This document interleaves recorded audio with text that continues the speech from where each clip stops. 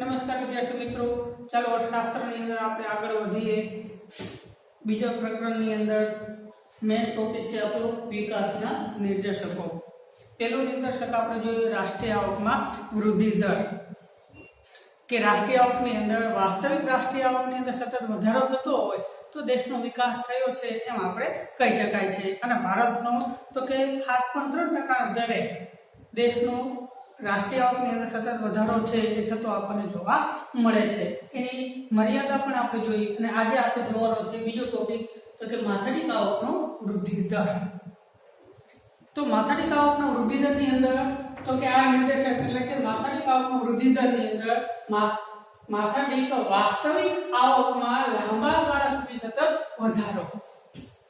માથાદીઠ આવકની અંદર જે વાસ્તવિક આવક આપણને પ્રાપ્ત થાય છે એ કેવો, તો કે લાંબા ગાળા સુધી છે એમાં વધારો થતો આપણને જોવા મળતો હોય તો આપણે કહી શકાય કે ભાઈ દેશનો વિકાસ છે એ થઈ રહ્યો છે એમ કહી શકાય છે. અને આજે કે આપણી માથાદીઠ આવક છે, આપણી આ માથાદીઠ આવક તો કે આપણું શું બતાવે છે, તો કે સરેરાશ બતાવે છે. સરેરાશ બતાવે છે. સરેરાશ તો ખબર પડે કે આપણે જે ટકાવારી નીકળે એ કેમ નીકળે, તો કે સરેરાશ છે એ નીકળે. તો એવી રીતે માથાદીઠ આવક પણ કઈ બતાવે છે, તો કે સરેરાશ છે એ આપણને બતાવે છે. આપણે એનું સૂત્ર જોઈએ, માથાદીઠ આવકનું સૂત્ર. એક વાક્યની અંદર પ્રશ્ન પૂછી શકાય કે ભાઈ માથાદીઠ આવક એટલે શું, અથવા તો માથાદીઠ આવકનું સૂત્ર જણાવો. ત્યારે આપણે કહી શકાય કે ભાઈ માથાદીઠ આવક બરાબર કુલ રાષ્ટ્રીય આવક છેદમાં કુલ વસ્તી. માથાદીઠ આવક બરાબર કુલ રાષ્ટ્રીય આવક છેદમાં કુલ વસ્તી.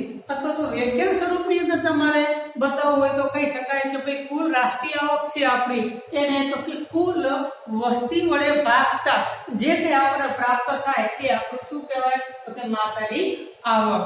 કુલ રાષ્ટ્રીય આવક છે એને તો કે આપણા દેશની કુલ જે વસ્તી છે એની આરે જે ભાગવામાં આવે અને જે આપણને પ્રાપ્ત થાય એ આપણી માથાદીઠ આવક છે એ આપણને પ્રાપ્ત થાય. અને એ કેવી, તો કે એક વ્યક્તિ દીઠ કેટલી આવક પ્રાપ્ત કરે છે એ આપણને સરેરાશ બતાવે છે માથાદીઠ આવકનો વૃદ્ધિ દર. તો અહીંયા આપણે સમજૂતી લેવા માટે થઈ તો કે આપણી અમેરિકાના ડોલરના આધારે જે તે દેશનો જે કે ચલણ હોય તો એને તો કે અમેરિકાની અંદર કન્વર્ટ કરવા પડે છે. રૂપાંતર છે એ પરિવર્તન છે, એક ચલમાંથી બીજા ચલની અંદર રૂપાંતર કરવું પડે. કોને, તો કે અમેરિકાના ડોલરના આધારે. તો કે આપણી વાર્ષિક તો કે વાર્ષિક માથાદીઠ આવક કેટલી છે અમેરિકા ડોલરના આધારે, તો કે 5497. કેટલી છે આપણી, 5497 ડોલર. અમેરિકાના ડોલરની માથાદીઠ આવક આપણી થઈ. એક વ્યક્તિ દીઠ કેટલી, તો કે આટલી. અને એ આપણે જોવા જાવી કે ડોલર બરાબર તો રૂપિયા કેટલા છે, તો કે 71 રૂપિયાના આધારે આપણે જોવા જાવી. કેટલા, તો કે 71 રૂપિયાના આધારે જોવા જાવી તો આપણી રૂપિયાની દ્રષ્ટિએ આપણી આવક કેટલી થઈ જાય, 3,90,287. 3,90,287 વાર્ષિક આવક આપણી થઈ, આપણે કહી શકાય. એટલે તો કે સૂત્રના આધારે આપણે મૂકવા જોવા જઈએ તો કે આપણી માથાદીઠ આવક કેટલી છે, આપણી વાર્ષિક માથાદીઠ આવક ભારતના રૂપિયાની દ્રષ્ટિએ જોવા જઈએ તો 3,90,287 રૂપિયાની વાર્ષિક આવક આપણી થઈ છે એમ આપણે કહી શકાય છે. આજે કઈ માથાદીઠ આવક છે એ રાષ્ટ્રીય આવક કરતા કંઈક વિશેષ, કંઈક ચડિયાતું, કંઈક આગળ પડતું છે. શા માટે, તો કે એને વસ્તીને ધ્યાનમાં લે છે. એને ધ્યાનમાં લે છે, તો કે વસ્તીને છે એ ધ્યાનમાં લે. જ્યારે રાષ્ટ્રીય આવક છે એ વસ્તીને ધ્યાનમાં લેતી નથી. એટલા માટે રાષ્ટ્રીય આવક કરતા આપણો જે માથાદીઠ આવકનો જે વૃદ્ધિ દર છે એ તો કે કંઈક વિશે, કંઈક એના કરતા આગળ પડતો, કંઈક એના કરતા ચડિયાતો છે એમ આપણે કહી શકાય. અને જે સંયુક્ત રાષ્ટ્રીય સંઘ છે એ પણ રાષ્ટ્રીય આવકના નિર્દેશક તરીકે રાષ્ટ્રીય માથાદીઠ આવકનો વૃદ્ધિ દરને હિમાયત કરે છે કે ભાઈ આને તમે સ્વીકારો. અને માથાદીઠ રાષ્ટ્રીય આવક વૃદ્ધિ દરના આધારે દેશનો વિકાસ થાય છે કે નથી થતો એને તમે ધ્યાનમાં લો.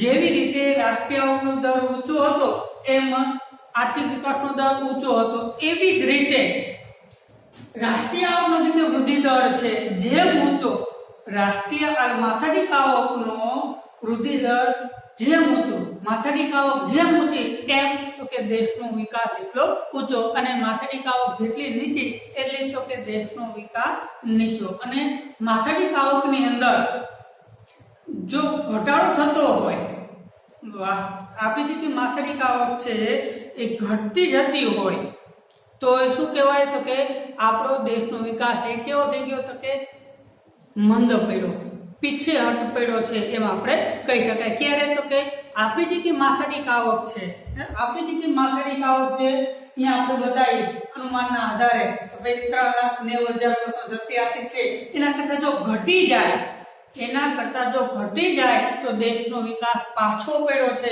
એમ કહી શકાય. અહીંયા 3 લાખ થઈ જાય 2 લાખ થઈ જાય તો 2,90,287 તો કે દેશનો વિકાસ એટલો પાછો પડ્યો છે એમ આપણે કહી શકાય. અને માથાદીઠ આવકની અંદર ઘટાડો ન થતો હોય, વધતો પણ ન હોય અને ઘટતો ન પણ હોય, અને આટલે સ્થિર રહેતો હોય તો દેશનો વિકાસ કેવો છે તો કે સ્થિરતા સાથે આર્થિક વિકાસ સિદ્ધ કરે છે એમ આપણે કહી શકાય છે. સમતોલ ને વધારે કે નહીં ઓછો, જેટલી ગયા વખતે માથાદીઠ આવક હતી એટલી ને એટલી આ વખતે પણ માથાદીઠ આવક એટલી છે, એટલે સ્થિર, એટલે આગળ પણ વધતો નથી અને પાછળ પણ રહેતો નથી. પણ જો પાછો પડે, માથાદીઠ આવક ઓછી થાય તો દેશનો વિકાસ પાછો પડ્યો છે એમ આપણે કહી શકાય છે. આના આધારે આપણે જોવા જઈએ તો ભાઈ આપણો માથાદીઠ આવકની અંદર વધારો થાય, વ્યક્તિના માથાદીઠ આવકની અંદર વધારો થાય ત્યારે શું આપણને જોવા મળે છે તો કે જીવન ધોરણની અંદર સુધારો છે એ જોવા મળે છે. લોકોની માથાદીઠ આવકની અંદર વધારો થાય એટલે શું થશે તો કે જીવન ધોરણમાં સુધારો થાય. આર્થિક વિકાસ કરવા માટેનો મહત્વનો ઉત્તમ લક્ષ્ય આપણે ગણવું હોય તો શું ગણી શકાય તો કે જીવન ધોરણમાં સુધારો થવો જોઈએ. જીવન ધોરણમાં સુધારો ક્યારે થાય તો કે માથાદીઠ આવકની અંદર વધારો થાય તો જ લોકોના જીવન ધોરણ છે એ ઊંચા આવે, સુધારો છે એ થતા આપણને જોવા મળે છે. અને એક આપણે એ પણ ગણી શકાય કે આર્થિક વિકાસનો અંતિમ હેતુ, અંતિમ છેલ્લો હેતુ હોય તો શું છે તો કે જીવન ધોરણની અંદર સુધારો છે એ થવો જોઈએ. એ તો કે માથાદીઠ આવકની અંદર વધારો થાય એટલે જીવન ધોરણની અંદર વધારો થાય. સાથોસાથ જીવન ધોરણ ક્યારે સુધર્યું છે એમ કહી શકાય, આપણું જીવન ધોરણ ક્યારે સુધર્યું છે, કેવી રીતે સુધર્યું છે તો એનો ઉદાહરણ તો કે ભૌતિક સુખાકારીની અંદર વધારો થાય ત્યારે. આપણે જે ભૌતિક સુખાકારી, ભૌતિક સાધનો વાપરે છે એની અંદર વધારો થાય ત્યારે કહી શકાય કે લોકોની જીવન ધોરણની અંદર સુધારો થયેલો આપણે જોવા મળે છે. ભૌતિક સુખાકારી, ભૌતિક કલ્યાણની અંદર આપણો વધારો થાય તે આપણે કહી શકાય કે બેના ખરેખર દેશનો વિકાસ છે તે થયેલો આપણને જોવા મળે છે. ભૌતિક જે સુખાકારી છે, ભૌતિક જે આપણા સાધનો છે, જે દ્રશ્ય જે આપણે સ્પષ્ટ કરી શકાય, અનુભવી કરી શકાય, એનો ઉપયોગ કરી શકાય એવા સાધનો. હવે ગરીબ લોકો છે તો એની પાસે તો કે સાયકલ હતી, હવે એની માથાદીઠ આવક વધી, જીવન ધોરણ સુધારો થયો, ભૌતિક સુખાકારી વધારો છે. કેવી જોઈ શકાય તો કે ગરીબ લોકો પાસે સાયકલ હતી, સાયકલની જગ્યાએ જો બાઇક આવે તો આપણે કહી શકાય કે એની ભૌતિક સુખાકારી, ભૌતિક સાધનોની અંદર વધારો થયો છે, એનું જીવન ધોરણ ઊંચું આવ્યું છે એમ આપણે કહી શકાય. આ ઉપરાંત આપણે જોઈ શકાય કે ભાઈ બાઇકની જગ્યાએ 4 વ્હીલ આવી, કે ભાઈ જૂની 4 વ્હીલ હતી એને વેચી અને નવી 4 વ્હીલ લીધી, અથવા તો ઘરની જગ્યાએ ફર્નિચર નતું, હવે ફર્નિચર કરાવવા માંડ્યા. પંખો હતો કે ટેબલ પંખો હતો એની જગ્યાએ કુલર આવી ગયા, કુલર હોય તો એસી આવી ગયા. આ બધું શું ગણી શકાય ભૌતિક સુખાકારી. એ આપણને સુખ આપે છે. ક્યારે સુખ આપે છે તો કે જીવન ધોરણમાં સુધારો થાય ત્યારે. અને જીવન ધોરણમાં સુધારો ક્યારે થાય તો કે માથાદીઠ આવકની અંદર વધારો થાય ત્યારે. આપણી જે સુખાકારી જે આપણે સાધન સંપન્ન આપણને પ્રાપ્ત થયેલું છે એના પાછળનું એ છે કે માથાદીઠ આવક આપણે કેવી છે તો કે ઊંચી માથાદીઠ આવકના કારણે આપણી બધી વસ્તુ આપણે એનો ઉપયોગ છે એ આપણે કરી શકાય છે. સમજાય છે વિદ્યાર્થી મિત્રો? તો કે ભાઈ ભૌતિક સુખાકારીના સાધનોમાં વધારો થાય એ જ આપણા સાચા અર્થની અંદર આર્થિક વિકાસ થયો છે એમ આપણે કહી શકાય. સાચા અર્થની અંદર દેશનો વિકાસ ક્યારે થયો છે કહી શકાય તો કે ભાઈ માથાદીઠ આવકનો વધારો, જીવન ધોરણમાં સુધારો અને સાથોસાથ ભૌતિક સુખાકારીની અંદર વધારો થાય તો જ આપણે કહી શકાય કે દેશનો વિકાસ સાચા અર્થની અંદર થયો છે એમ આપણે કહી શકાય છે. ચાલો આપણે એનું કોષ્ટક અનુસૂચિ દ્વારા છે એ આપણે એનું જોઈએ તો ભાઈ કેટલા ટકાના દરે તે વૃદ્ધિ દરની અંદર આપણને જોવા મળે છે. અહીંયા આપણને રાષ્ટ્રીય આવકની જેમ એક દેશો આપેલા છે, માથાદીઠ આવક આપણને આપેલી છે કે ભાઈ અમેરિકાના ડોલરની અંદર 2014 ની અંદર સમખરી શક્તિના માપદંડ મુજબ વાસ્તવિક રાષ્ટ્રીય આવકના આધારે આપણી ખરેખર માથાદીઠ આવક કેટલી છે અમેરિકન ડોલરના અને વૃદ્ધિ દર આપણે ટકાવારીની અંદર દર્શાવવામાં આવ્યો છે. તો આપણે પહેલા જોયું જેવી રીતે રાષ્ટ્રીય આવકમાં જે દેશો થાય એ દેશો માથાદીઠ આવકની અંદર પણ આપણને જોવા મળે છે. ધ્યાન તો કે અમેરિકાના ડોલરના આધાર 2014 આંકડા કે માહિતીના આધારે આપણે અહીંયા સમજૂતી છે એ આપવામાં આવે છે. નહીં તો કે માથાદીઠ રાષ્ટ્રીય આવકની અંદર ચાલો આપણે જોવા જઈએ તો કે ભાઈ પહેલા જોવા જઈએ નોર્વે કે જે સૌથી આગળ તો કે 64,992 ડોલર વાર્ષિક આવક છે. હવે ડોલરની અંદર કન્વર્ટ કરો એટલે કેટલી આવક થઈ જાય અને એનો વાર્ષિક વૃદ્ધિ દર કે 1.1% ના દરે દર વર્ષે એટલો વધારો છે એ થતો આપણને જોવા મળે છે. અમેરિકાની અંદર આપણે જોવા જઈએ તો કે 52,947 અને એનો દર વર્ષે તો 1.6% ના દરે માથાદીઠ આવકની અંદર વધારો થતો આપણને જોવા મળે છે. એવી રીતે શ્રીલંકાની અંદર જોવા જઈએ તો કે 9,779 અને એનો વૃદ્ધિ દર 3.5% દરે 3.5% દરે દર વર્ષે માથાદીઠ આવકની અંદર વધારો થતો આપણને જોવા મળે છે. એ રીતે ચીનની અંદર આપણે જોવા જઈએ તો કે ચીનની અંદર 12,547 અને એનો 6.8% દરે છે એ વધારો થતો આપણને જોવા મળે છે. હવે ભારતની અંદર વાત કરવા જઈએ તો એનો ભારતની અંદર અમેરિકાના ડોલરના આધારે માથાદીઠ આવક તો કે 5,497 ડોલર છે. એ આપણે અહીંયા જોયું કે ભાઈ 5,497 ડોલર આપણી માથાદીઠ આવક છે. એ ઉદાહરણના આધારે મૂકીને જોયું અને અમેરિકાના ડોલરની અંદર જો કન્વર્ટ કરવા જાય અને પછી ગણતરી કરવા જાય તો ભાઈ ખરેખર રૂપિયાના આધારે તો કેટલા થાય તો કે 3,90,287 એ આપણી 2014 ની માથાદીઠ આવક આપણે ગણાવી શકાય છે. અને આપણો વૃદ્ધિ દર 6% ના દરે દર વર્ષે 6% વધારો છે એ આપણે જોવા મળે છે. 5,497 ગુણ્યા 6 એ ટકાવારી કરો એટલે દર વર્ષે એટલો વધારો છે થતો આપણે જોવા મળે છે. પાકિસ્તાનની અંદર તો કે 4,866 અને દર વર્ષે 2.6% ના દરે વધારો છે એ આપણે જોવા મળે છે. હવે આપણે આ જોવા જઈએ આનું અનુસંધાનની અંદર આપણે જોવા જઈએ તો કે ભાઈ આપણે જે તે કોષ્ટક અનુસાર ભારતની જે માથાદીઠ આવક છે સમખરી શક્તિના માપદંડ મુજબ તો કે આપણી 5,497 અમેરિકાના ડોલરના આધારે આપણી આવક પ્રાપ્ત થાય છે. પરંતુ અન્ય દેશો કરતા જોવા જઈએ ભાઈ નોર્વે આપણે જોવા જઈએ તો કે નોર્વે અમેરિકા હે ચીન હે એ આપણે જોવા જઈએ તો એના કરતા આપણી માથાદીઠ આવક કેટલી છે તો કે ઘણી નીચે આપણને જોવા મળે છે. 11 થી 12 ગણી આપણને નીચે જોવા મળે છે. ભારતની દ્રષ્ટિએ જોવા જઈએ તો નોર્વે અમેરિકા લંકા તો આ બધા તો કે આપણા કરતા માથાદીઠ આવક કેવી ધરાવે છે તો ઊંચી થતી આપણને જોવા મળે છે. એટલે નોર્વે કરતા આપણે જોવા જઈએ ખાલી નોર્વેની વાત કરવા જાય તો નોર્વેની અંદર તો કે 64,992 અમેરિકન ડોલરની આવક તેને પ્રાપ્ત થઈ જ્યારે આપણે 5,497 જે આપણે 4 આંકડામાં છીએ જેમાં એડજસ્ટ પહોંચ્યા છે. આ તો 5 આંકડામાં આગળ વધી ગયા છે.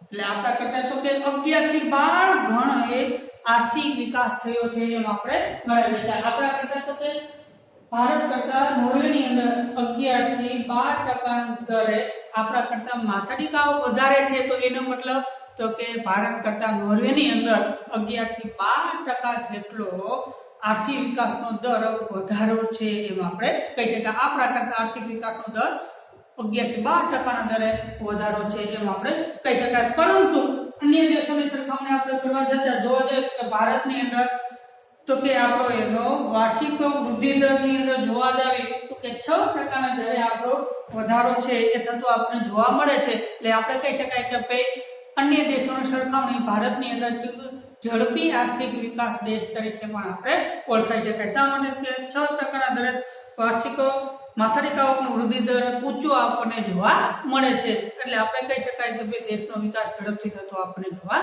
મળે છે. ચાલો આપણે આંકડાકીય માહિતીની બધું જોયું. ત્યાર પછી આપણી આવે છે મર્યાદાઓ. જેવી રીતે રાષ્ટ્રીય આવકની જે મર્યાદાઓ હતી એવી રીતે માથાદીઠ આવકના વૃદ્ધિ દરની અંદર પણ મર્યાદાઓ છે આપણને જોવા મળે છે. પહેલી મર્યાદા શું છે તો કે માત્ર અંદાજો. તે શું બતાવે છે તો કે ખાલી માત્ર અંદાજો જ આપે છે. તમે અંદાજ લગાવી શકો કે 12 કોમર્સની અંદર ભણું છું તો મારે 90% જોઈ છે, આ અંદાજ બાંધો ખાલી. પણ આવે ખરેખર તો કે આપણે મહેનત પ્રમાણે છે એ ટકાવારી આવે. કોઈ કેવા પણ હોય કે 90 ધારે બેઠા હોય તો 91 માર્ક પણ લઈ આવે, એવો ગ્રેડ પણ પ્રાપ્ત કરી શકે. અને કેટલા એવા હોય કે ભાઈ 90 ધારે બેઠા હોય તો એને 70 તો માન આવે. શા માટે તો કે ખાલી અંદાજ બાંધે છે, મહેનત કરી ન કરવી એની ઉપર હોય છે. તો એવી રીતે મર્યાદાની અંદર આપણે જોવા જઈએ તો ખાલી માત્ર અંદાજો જ કાઢવામાં આવે. શા માટે તો કે રાષ્ટ્રીય આવકનો દર વર્ષે છે એની ગણતરી થાય છે. રાષ્ટ્રીય આવકની આપણે આગળ જોઈએ રાષ્ટ્રીય આવકની તો કે દર વર્ષે એની ગણતરી થાય. આ વખતે તો કે રાષ્ટ્રીય આવક આટલી થઈ, ગયા વખતે આટલી હતી, આવતા વર્ષે આટલી છે એ રાષ્ટ્રીય આવક આપણને પ્રાપ્ત થશે. આવો અંદાજો છે એ દર વર્ષે થઈ જાય છે. જ્યારે વસ્તી આપણે ધ્યાન રાખી દઈએ ત્યારે વસ્તી ગણતરી ક્યારે થાય તો કે 10 વર્ષે અને આ દર વર્ષે.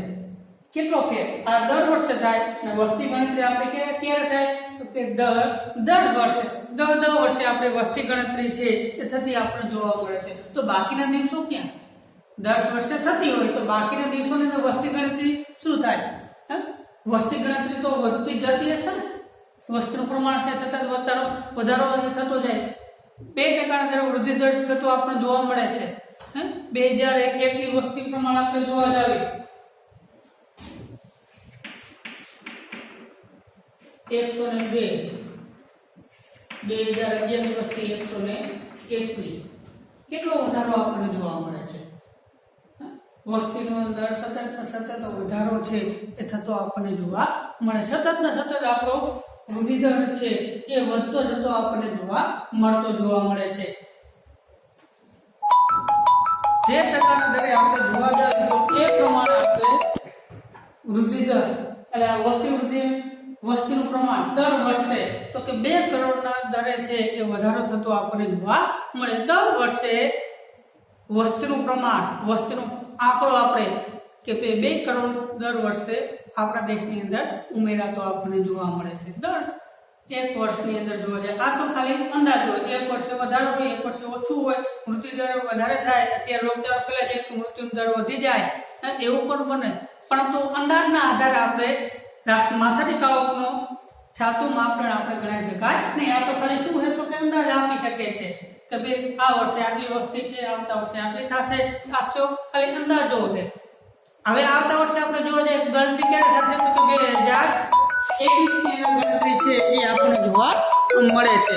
તો અત્યાર સુધી આપણે શું કરવાનું? વચ્ચેના અંદાજો છે એ આપણે જોવા મળશે. અંદાજ કેટલોક આપણે કાઢી શકાય એનો કે ભાઈ દર વર્ષે આપણી વસ્તીનું પ્રમાણ છે કે ભાઈ આ વસ્તી પ્રમાણના આધારે જોવા જઈએ 2011 ની વસ્તી પ્રમાણે 2021 ની અંદર કેટલી વસ્તી હશે? 21 એની જગ્યાએ વધી જાય એટલે 31 ની આજુબાજુમાં. કેટલી તો કે 131 ની આજુબાજુની અંદર લગભગ આટલો અંદાજ આપણે કાઢી શકાય. ખાલી અંદાજના આધારે કોઈ નિર્ણય લઈ શકાતો નથી. કોઈ નિર્ણય ન લઈ શકાય તો આપણે સાચા અર્થની અંદર રાષ્ટ્રીય આવકનો વિકાસનો દરના આધારે નિર્દેશક તરીકે રાષ્ટ્રીય આવકને આપણે ગણી શકાય નહીં. એટલે એક મર્યાદા ગણાય છે કે માત્ર અંદાજ કાઢે છે એના આધારે આપણે માથાદીઠ આવકનો સાચો આંક આવી શકતો નથી. બીજી મર્યાદા તો કે રાષ્ટ્રીય આવક અને માથાદીઠ આવકની ગણતરીની મુશ્કેલી. જેવી રીતે આપણે રાષ્ટ્રીય આવકની ગણતરીની મુશ્કેલી જોવા મળી હતી કે ભાઈ રાષ્ટ્રીય આવક મેળવવા માટેની અલગ અલગ પદ્ધતિઓ તો ગણતરી હતી, ઉત્પાદન આવક અને ખર્ચ પદ્ધતિ એ બે હતી. એ બેમાંથી બે રીતે વારાફરતી તો આપણે કરવા જઈએ તો રાષ્ટ્રીય આવકનો સાચો માપદંડ આપણે પ્રાપ્ત થઈ શકતો નથી. તો એવી રીતે આપણી માથાદીઠ આવકની અંદર પણ જે ગણતરીની મુશ્કેલી છે એ પણ આપણને જોવા મળે. ભાઈ ચાલુ ભાવે ગણતરી કરવી કે સ્થિર ભાવે, ચાલુ ભાવ કરવી કે સ્થિર ભાવ એ આપણને મુશ્કેલી નડે છે. એટલે આપણે કહી શકાય કે ભાઈ રાષ્ટ્રીય આવક અને માથાદીઠ આવકને ગણવાની પદ્ધતિ પણ આપણને ખામી ભરેલી જોવા મળે છે. એટલે એક આપણે મર્યાદા ગણાવી શકાય કે ભાઈ માથાદીઠ આવકની ગણવાની પદ્ધતિ તો કે મુશ્કેલી જુદી જુદી હોવાના કારણે આપણે સાચો માપ આવી શકાતો નથી. પછી આવે છે તો કે માથાદીઠ આવક માત્ર શું બતાવે છે? સરેરાશ. શું બતાવે છે? ખાલી સરેરાશ છે એ આપણને બતાવે છે. તો કે માત્ર માથાદીઠ આવક એ ખાલી સરેરાશ આવક દર્શાવે છે. તો એના આધારે સરેરાશના આધારે કોઈ નિર્ણય લઈ શકાય નહીં. આ તો ખાલી આપણો અંદાજ કે ભાઈ આપણી માથાદીઠ આવક થઈ. આ તો આપણી શું થઈ?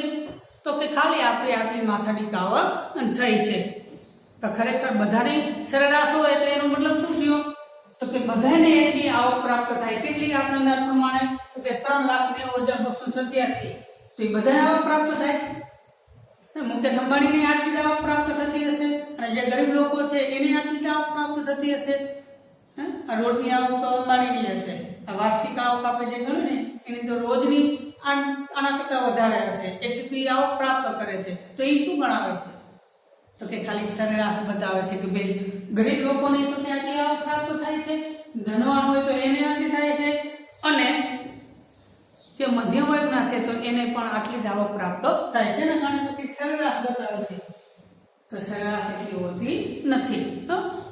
જો માથાદીઠ આવકની અંદર વધારો થતો હોય આપણને જોવા મળતો હોય, દેશની કક્ષા જો આપણે જાણી શકાતી ન હોય અને જો માથાદીઠ આવકને વધે અને દેશનો વિકાસ વધતો જતો હોય અને રાષ્ટ્રીય આવકની વહેંચણી સમાન રીતે થતી હોય, રાષ્ટ્રીય આવક વધે છે અને એ રાષ્ટ્રીય આવકની વહેંચણી સમાન રીતે થતી હોય તો દેશનો વિકાસ છે એમ આપણે કહી શકાય. પરંતુ રાષ્ટ્રીય આવકની જે વહેંચણી અસમાન રીતે થતી હોય તો દેશનો વિકાસ થતો નથી એમ આપણે કહી શકાય છે. એટલે તો કે આ માથાદીઠ આવક રૂપી જે નિર્દેશક આપણે જોવા મળે છે એ પણ કેવો છે? તો કે ખામી ભરેલો આપણને જોવા મળે છે. એટલે એક મર્યાદા એ પણ છે તો કે ખાલી સરેરાશ બતાવે છે. તો સરેરાશના આધારે કોઈ નિર્ણય લઈ શકાતો નથી.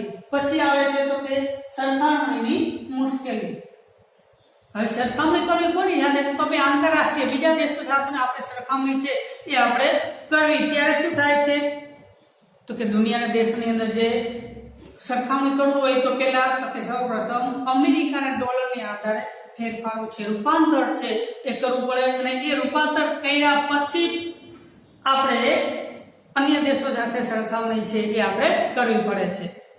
પરંતુ દેશના ચલણને ઉનિયામણના દર કે આપણા દેશનું ચલણ નાણાંની અંદર વિનિમય કરવાની અંદર પણ કેટલાક પરિબળો છે એ નકારાત્મક આપણને જોવા મળતા હોય, અનેક જાતના અંકુશો નિયંત્રણો આપણને જોવા મળતા હોય તો સાચા અર્થની અંદર આપણે કહી ન શકાય કે ભાઈ વિનિમય જાણી શકાતો નથી. કારણ કે આપણે જે નિયમોનો દર છે એની ઉપર અનેક પ્રકારના અંકુશો નિયંત્રણો હોય તો વિનિમયનો સાચો આંકડો આપણી પાસે ન આવે તો એના આધારે આપણે માથાદીઠ આવક છે એ સાચી પણ આવી શકાતી નથી. તેથી આપણે કહી શકાય કે બે દેશની સાચી સરખામણી થઈ શકે નહીં. આપણે કે બીજા દેશની આપણે સરખામણી કરવી હોય તો બે આપણા દેશની માથાદીઠ આવક કેટલી છે, બીજા દેશની માથાદીઠ આવક કેટલી છે એની યારે સરખામણી કરવી હોય તો સાચા અર્થની અંદર આપણે સરખામણી કરી શકાતી નથી. તો એ આપણી મર્યાદા છે એ આપણે ગણાવી શકાય છે. પછી આવે ભ્રામક નિર્દેશક. ભ્રામક એની અંદર ભ્રમ કરે છે ખાલી આપણને, જે ખરેખર આપણને બતાવે છે તો કે ભાઈ 3,90,287 એ આપણી માથાદીઠ આવક છે એ ખરેખર આપણને પ્રાપ્ત થાય છે, ગરીબ લોકોને પ્રાપ્ત થાય છે.